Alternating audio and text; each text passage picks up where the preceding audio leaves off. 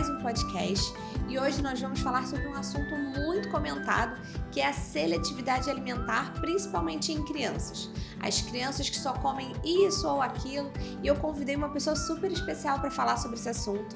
Ela é nutricionista e eu estou muito feliz de recebê-la aqui hoje. Muito obrigada por aceitar o convite, Mariana. Muito obrigada, Carol, pelo convite. É uma honra estar aqui, primeira vez, gravando um podcast, então espero contribuir bastante aqui com o trabalho de vocês. Mari, a gente percebe que muitas crianças, principalmente autistas, têm essa questão da seletividade alimentar, a dificuldade de comer alimentos dos mais diversos, às vezes eles comem só um tipo de alimento. Como é que você pode explicar para as pessoas que estão assistindo para a gente o que é seletividade alimentar? A seletividade alimentar, ela está presente não só em crianças atípicas, mas em típicas também. Só que a prevalência maior hoje é em crianças atípicas, né? Então, o que é a seletividade? Ela é a recusa de um grupo alimentar inteiro, é a preferência por determinada textura, é o comer pouco ou pouco apetite. Então, cada criança vai apresentar um quadro diferente de seletividade. A gente percebe que muitas famílias acabam falando assim, isso é bobeira, né? As pessoas Sim. ali do convívio, né? É frescura. Isso. E eu sei que existe uma diferença entre seletividade alimentar e preferências da criança. Sim. A gente tem como identificar se é uma coisa ou outra? Sim. Assim, preferência todo mundo vai ter, né? Então, a gente mesmo tem preferência por determinada textura. A gente prefere uma fruta de uma forma ou um legume. Eu não gosto de legume cru, é ele raladinho, mas eu prefiro ele cozido. A gente tem que entender que a criança também tem essa preferência, mas ela também tem a questão de realmente não gostar. E isso é o quê? A gente vai identificando na criança como a gente vai apresentando. Então, a gente tem que repetir, é repetição. Vamos apresentar, por exemplo, ela cozida. Ela não gostou. Mas daqui a 2 semanas eu vou apresentar de novo, porque às vezes naquele dia ela não gostou porque ela não estava bem, ela não queria, ou então você salgou um pouquinho mais, estava sem gosto. Então a gente precisa o quê? Repetir, né?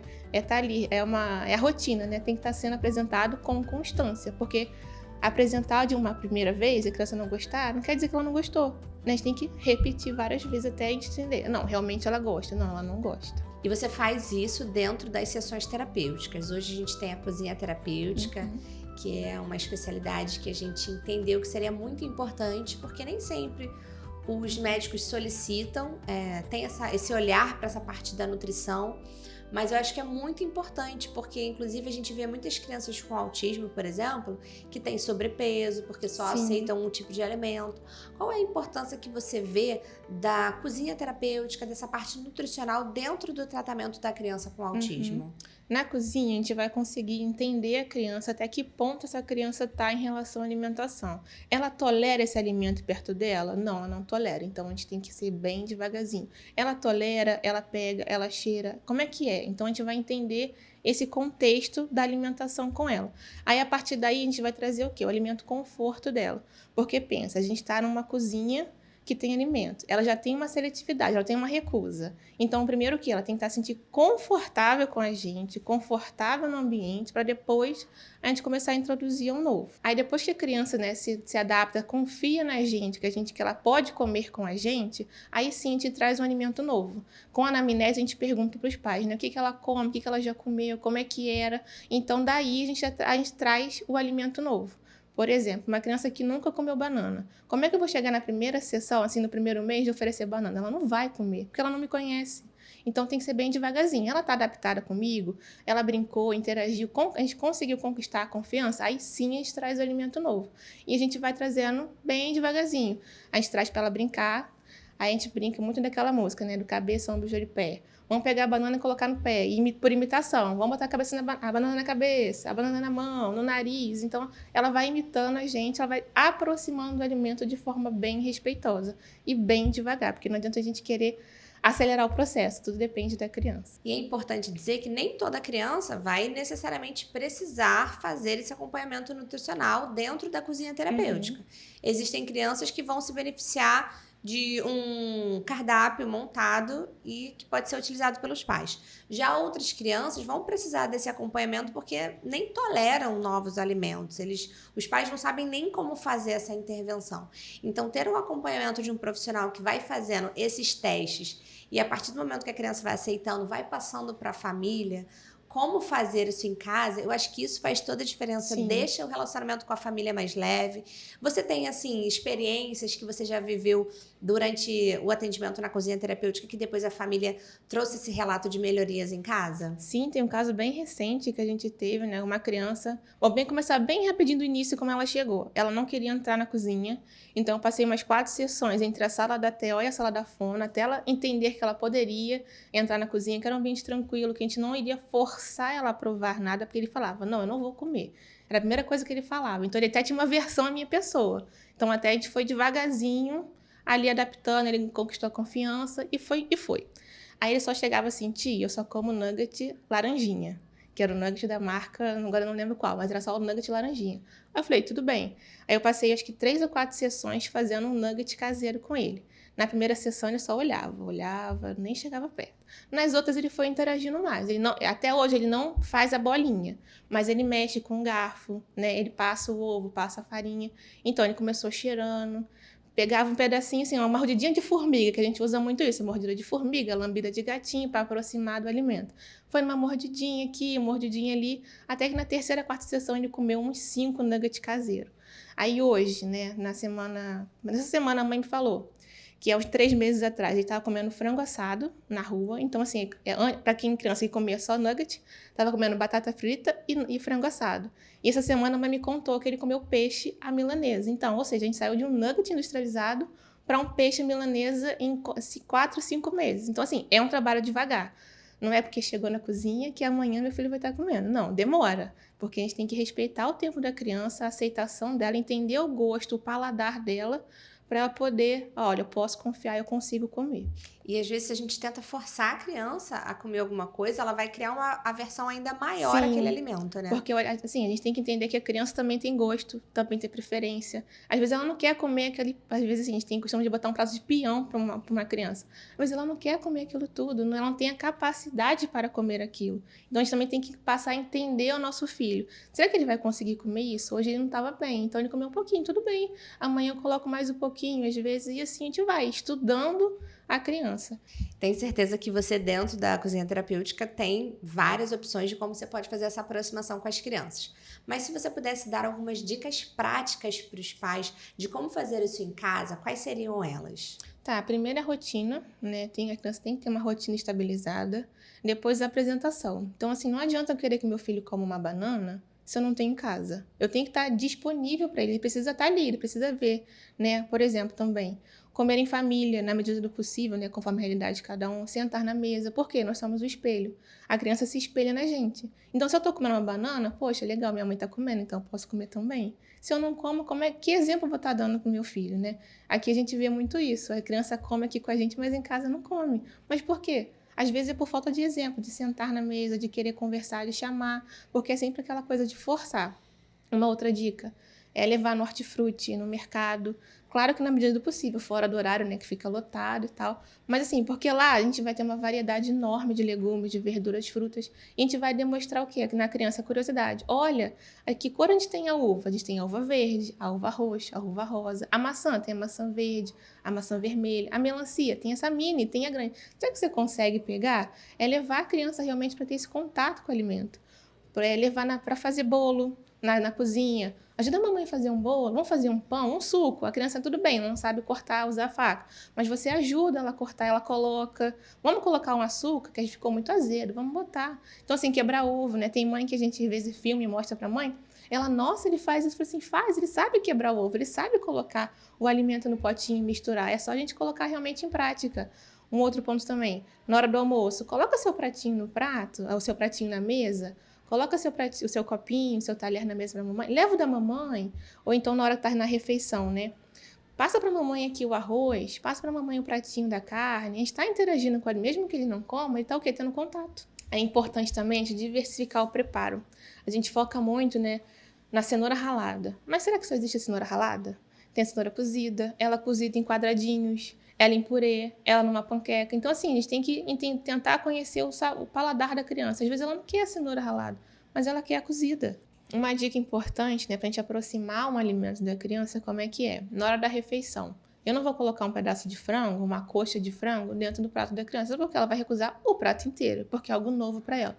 Então, como é que eu vou fazer? Eu vou colocar num pratinho de sobremesa, do lado, assim, um franguinho desfiado, e vou deixar ali, disponível para ela. Se ela tiver interesse, ela vai pegar. E ela tá o quê? Tolerando perto dela, tolerando no espaço ao redor dela, tá sentindo o cheiro, tá ali, ela tá visualizando aquele alimento. E pedir, passa pra mamãe, dá pro papai. E assim, está o quê? Aproximando a criança. E de pouquinho em pouquinho, a gente vai colocando um pedacinho dentro do prato. Aceitou? Beleza. Daqui a pouco a gente coloca mais um. Ela vai querer tirar. E ela tá o quê? Ela tá tocando no alimento, ela tá se permitindo conhecer um novo alimento. E a gente percebe também que existem muitas formas de preparar o mesmo alimento, Sim. né? Por exemplo, uma cenoura, você pode dar ela ralada, pode dar ela cortada em cubinhos, você pode oferecer ela, de repente, misturada no arroz, que é muito mais tranquilo Sim. de comer. Então, às vezes, a criança já gosta de comer arroz. Então, a gente pode tentar fazer a aproximação através de misturar esses Sim. outros alimentos em alimentos que a criança já gosta, né? Uhum. Então, tem essas duas opções, de oferecer mais separadinho para ela não recusar tudo e fazer Sim. alguns testes também em relação a Conforme ela que for aceitando, né? Tipo assim, ela já aceitou a cenoura, a gente pode juntar com arroz. Claro que não vai ser um arroz que vai ficar laranja. Vai ser um pouquinho, para ela acostumar com aquela junção. Aí a gente tem que ir de passinho, de formiguinha. Onde cada aceitou? A gente avança um passinho. Aceitou? A gente avança um passinho. É sempre bem devagar, porque querer ser rápido não dá certo. Tem que ser e também querer obrigar a criança a comer não é muito legal, né? Porque ela cria uma relação negativa com a comida. Aí eu tenho que comer porque minha mãe vai brigar comigo. Aí eu tenho que comer porque senão eu não vou fazer tal coisa. E acaba traumatizando a criança, né? E lá no futuro a gente vê. Quando eu era pequena, minha mãe, a gente só comia com chinelo na mesa. Então, assim, a gente cria trauma. A gente acha que não, mas a criança cria trauma. E também, assim, eu criar rótulos. Meu filho não come nada. Meu filho só come fruta. E acabar aceitando, né? Sim. E, assim, a criança aprende palavrão. Como é que ela não vai internalizar que ela não come fruta nenhuma? Que ela não come proteína nenhuma? Então, não. Maria não come agora. Mas ela vai comer mais pra frente. Ela não tá preparada. O dentinho dela ainda não tá forte para ela comer uma textura mais dura. Mas ela vai conseguir. Então, sempre palavras positivas para o futuro, nunca negativas. Na hora da refeição também, né? Conversas leves, tranquilas. Um ambiente agitado, a criança vai ficar estressada, vai querer sair daquele lugar e não vai querer mais comer. E a gente sempre pensa que aproximar a criança do alimento necessariamente tem a ver com o alimento. A gente tem outras atividades lúdicas que a gente pode fazer para tentar desmistificar a alimentação da criança também, não tem? Sim, a gente usa muitas brincadeiras, recursos, a gente usa muito, assim, os alimentos de plástico mesmo, para ela poder entender, conhecer os alimentos. Porque tem criança que diz, o que é isso? Não sei. Tinha uma criança que tudo era tomate. É banana? Tomate.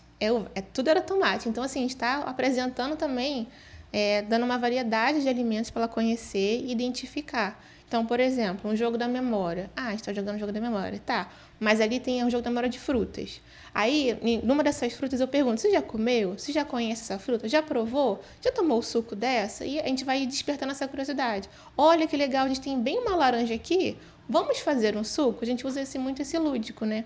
E uma outra forma também que dá super certo aqui com as crianças é as mordidinhas, as lambidinhas, né? E usar os animais como exemplo. Vamos dar uma mordidinha de formiga? Ou seja, não precisa dar uma mordida de leão. Eu posso dar uma mordidinha de formiga. A gente também, que não vai provar um alimento novo, a gente dá logo uma colherada. Não, a gente vai numa mordida pequenininha pra gente conhecer a textura, ver, legal, consigo comer. E pra criança também, assim, tem que ser bem devagarzinho.